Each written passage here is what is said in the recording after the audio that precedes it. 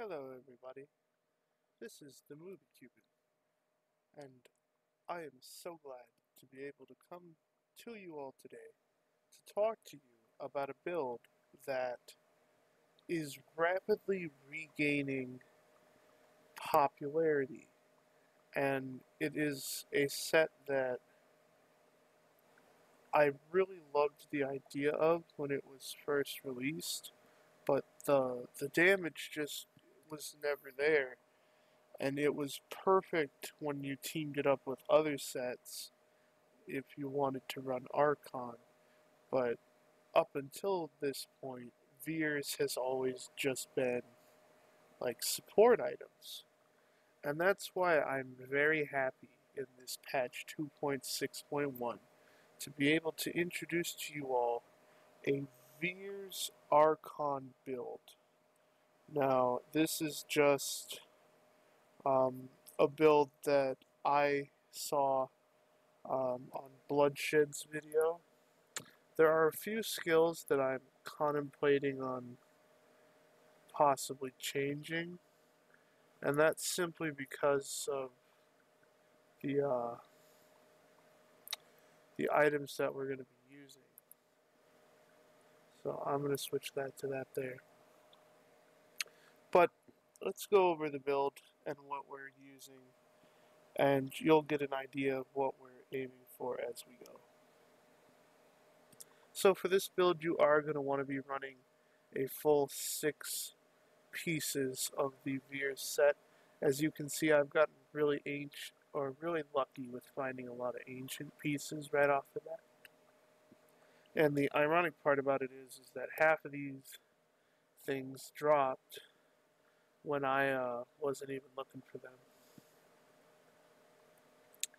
And my stats are not nearly perfect. If you want a stat rundown of how more perfectly you could possibly utilize this build, I would definitely recommend going to take a look at Bloodshed's channel.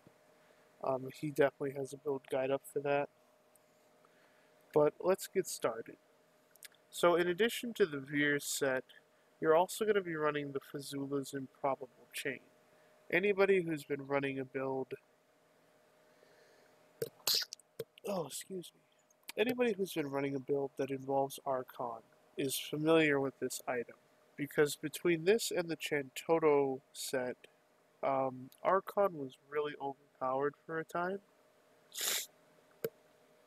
But Fazula's Improbable Chain is really helpful in enabling us to have some damage right away when we're in Archon form, so we're not completely worthless.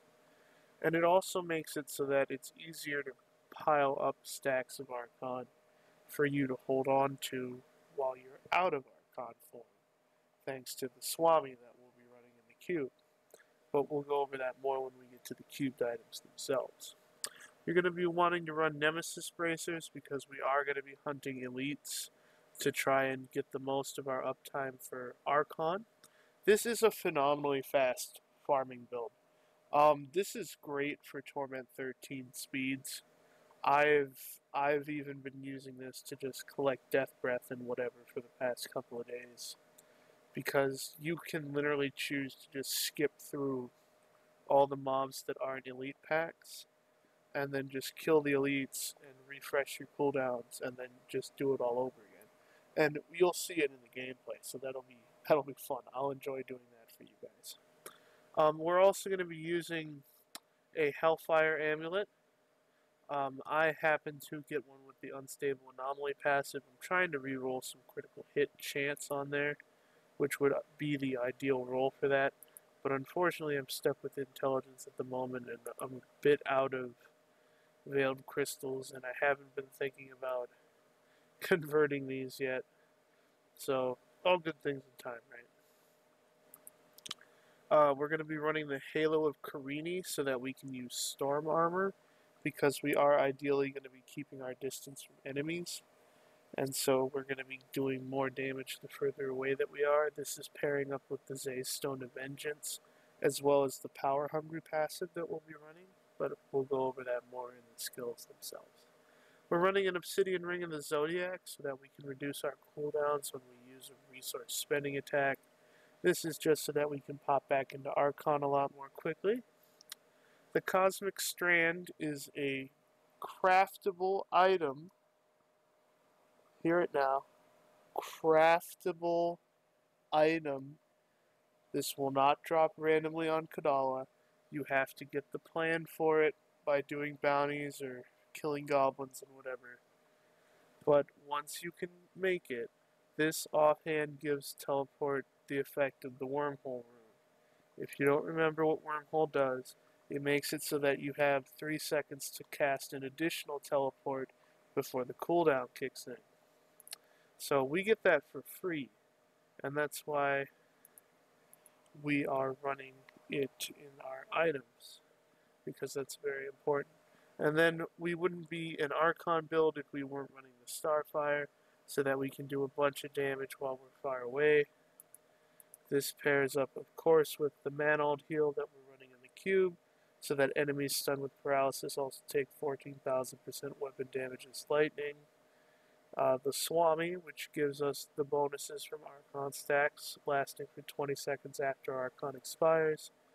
And the Ingyan to reduce our skill cooldowns by 10 seconds. So, for our skills, we'll be running Arcane Torrent Static Discharge. This is just a highly proccing ability that you can use. It's easy to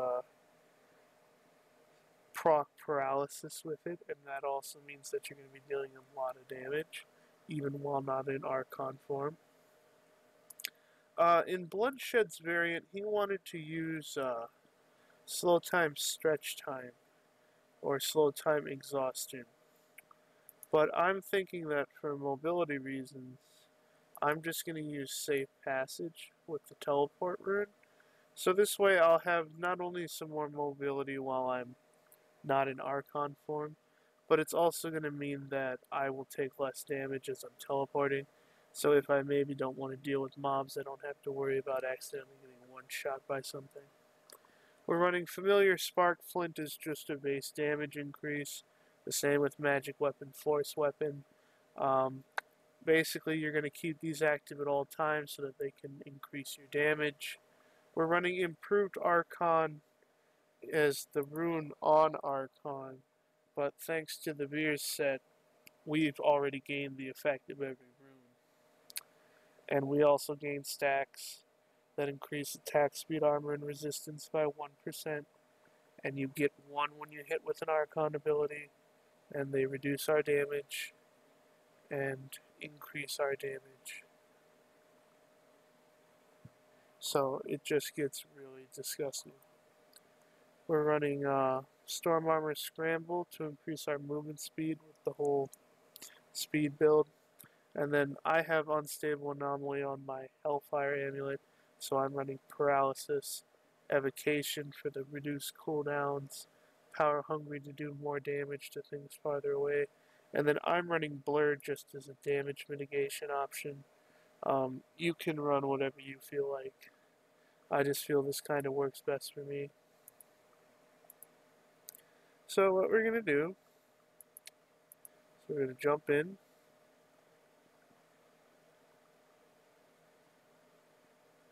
Got all our buffs up.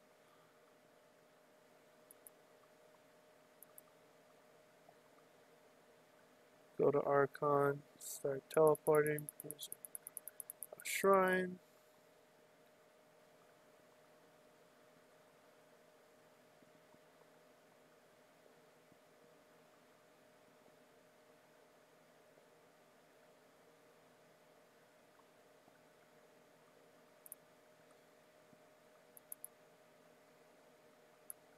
And I've encountered another elite pack.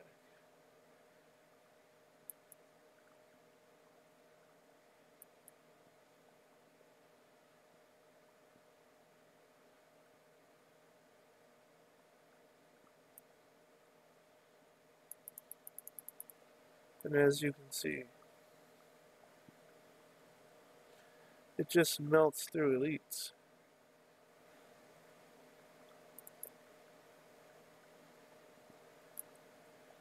And then it's very important that you try not to stay out of out of Archon for too long. That is important.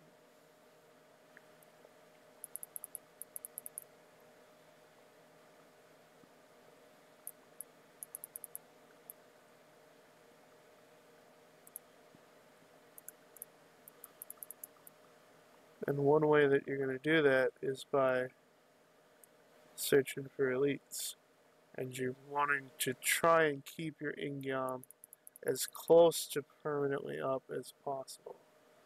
Because that's going to be what lets you spam abilities.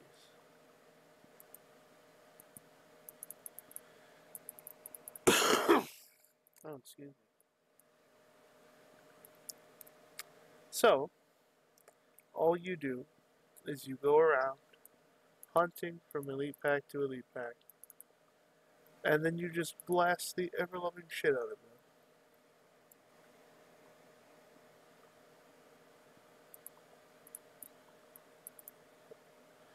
And then just use your static discharge until you can pop Archon again, explode, keep your distance so that you can laser everything to death. You just barely want, ideally, the tip of your laser to be touching things. Because the further away they are, the more damage we do. Remember that. It's very important.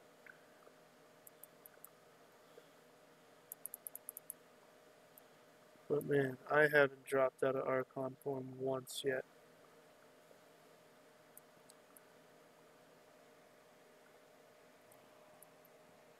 Excuse me a moment.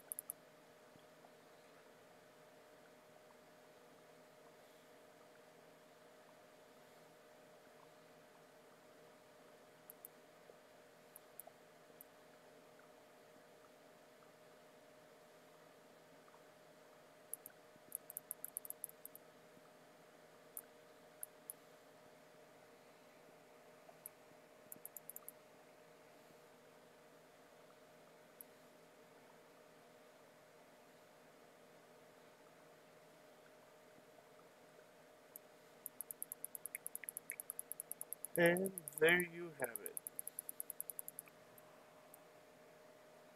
All you have to do is teleport around, find your elite packs, and laser them into the ground. And that is pretty much all it takes for a Veer Archon Wizard.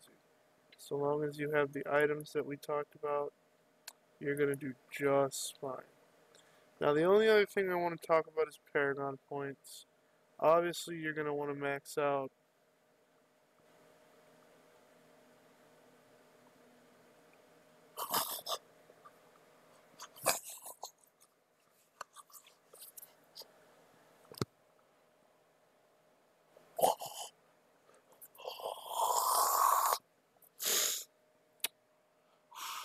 Okay, okay. I'm not gonna freak out. I'm not gonna freak out. God, that's good. I like it. All right. Oh man, it's a good day. It's a good day to be a Veer Archon wizard again, ladies and gentlemen. I hope you enjoy this build. I know I am. Um, what I was mentioning about Paragon points, make sure you max out your arcane power and your movement speed via your equipment and your Paragon points, and then just dump the rest into intelligence. You're going to want to max everything out. I'm assuming you're going to be headed towards past 800. So, enjoy, guys. That's all from me for now. I'll probably be posting some videos about the other builds in the next couple of days. So look forward to that. TheMovieCuban here, and I am out, guys. Enjoy, and see you real soon.